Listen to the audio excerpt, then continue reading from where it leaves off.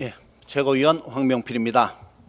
우선 윤석열의 팬티 저항 얘기를 듣고 무의식 중에 상상하신 국민들의 정신적 충격에 대해, 그리고 공무 수행을 위해 그 모습을 직접 보아야 했던 교도관들의 고통에 대해 위로의 말씀을 전합니다. 교정당국은 이 교도관들께 안과와 정신과 치료를 보장해야 할 것입니다. 명백히 업무상 재해입니다. 자기들도 궁색한지 체온 조절 장애를 우려해서 옷을 벗었다는 소리를 하던데, 바이든이 날리면 했다는 인간들이니까 무슨 말인들 못하겠습니까마는, 변온동물에는 파충류, 양서류 등이 있고 멧돼지, 사람 등은 항온동물인데, 윤석열은 독사도, 개구리도, 멧돼지도 아닐 테고, 물론 사람인지도 확실치는 않습니다만, 특검이 물러나자 갑자기 체온 조절이 잘 되는 것을 보면 분명히 변온동물은 아니라서 집행에 문제는 없다고 생각됩니다. 윤석열은 이미 지난해 12월 3일 본회의장으로 가서 4인이 1명씩 들쳐업고 나오라고 한 바 있으니 그것을 그대로 본인에게 적용하면 될 것입니다. 다만 격렬히 반항하면 부상자가 발생할 수 있으니 특검은 이런 개체를 포획하는 것에 특화되어 있는 유해조수 처리반에게 협조를 구해 대상을 안전하게 끌어내야 합니다. 그런데 이 존재는 왜 갑자기 옷을 벗은 것인가?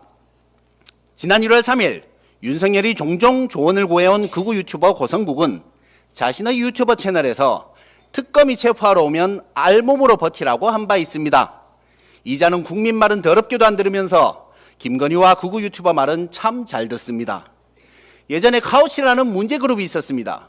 생방송 도중 멤버 중 2명이 옷을 벗어 국민께 충격을 준 이 그룹은 결국 해체되었죠. 자신들의 전직 대통령이 옷을 벗어 국민께 고통을 안겨주었으니 국민의힘도 마땅히 해체되어야 하지 않겠습니까? 그런데도 뻔뻔한 국민의힘은 당대표 경선에서도 여전히 정신을 못 차리고 있습니다. 김문수는 싸우겠다고 합니다. 이재명 정부와 싸우고 민주당과 싸우고 국민의힘 해산에 맞서 싸운답니다.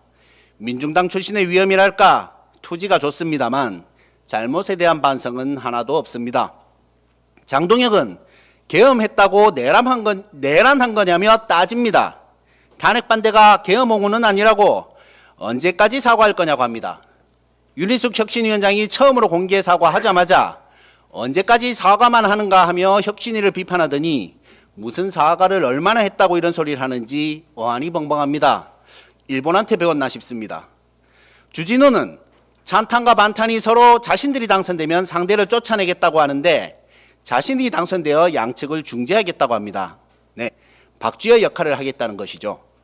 제가 내란수계라는 별명을 붙이면서 전국에 퍼지게 되어 다소 미안한 마음이 있었는데 박쥐라는 별명까지 붙을까 봐 조심스럽습니다만은, 제 정치 인생 25년에 초선 의원이 당대표에 출마하면서 모두를 아우르겠다는 당찬 포부를 보이는 것은 처음 봅니다. 왜 초선이 갑자기 출마했는지는 모두 짐작하실 것이지만 어쨌든 포부가 좋으니 훌륭한 박쥐가 되길 바랍니다. 혁신을 주장하는 안철수는 변하지 않았습니다. 민주당에서 혁신전대를 그렇게나 부르짖더니 국힘에서 혁신전대를 하고 있으니 소원 성취한 셈입니다. 뭐가 안철수의 혁신인지는 아직 모르겠는데 본인도 모를 것이니 상관없겠죠. 조경태 의원도 나섰습니다. 그나마 문제의 본질을 직시하고 있긴 합니다. 이분은 원래 민주당 출신이죠. 그나마 민주당 출신인 안철수와 조경태 두 분이 계중 좀 나으니 역시 민주진영에서 인정 못 받은 사람도 국힘에 가면 제일 나은 사람이 되는 것 같습니다. 그런데 이런 사람들이 당대표 선거에서 이길 가능성은 낮아 보입니다. 왜 그런지 귀엽고 문학적이고 부드러운 제가 친절히 설명드리겠습니다.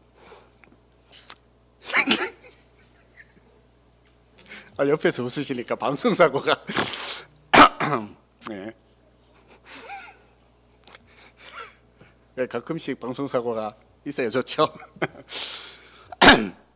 지난주 뉴시스가 에이스 리서치에 의뢰한 여론조사에 따르면 친윤 반탄 후보 3명의 지지율을 합하면 약 64%가 됩니다. 그리고 작년 말 MBC가 코리아 리서치에 의뢰한 여론조사에 따르면 죄송합니다. 여기 작년 말부터 하겠습니다. 양쪽에서 웃으시니까.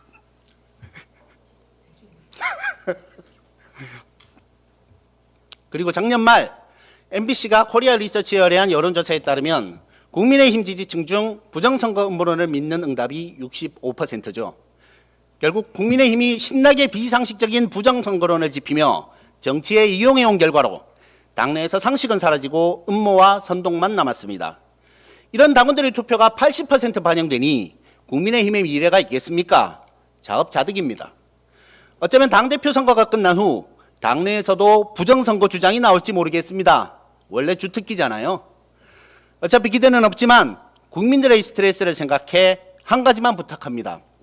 누가 되든 대표 선출 후 현충원에 가기 전 서울구치소를 먼저 방문하는 일은 없길 바랍니다. 부끄러움을 국민들께 자꾸 떠넘기지 마십시오.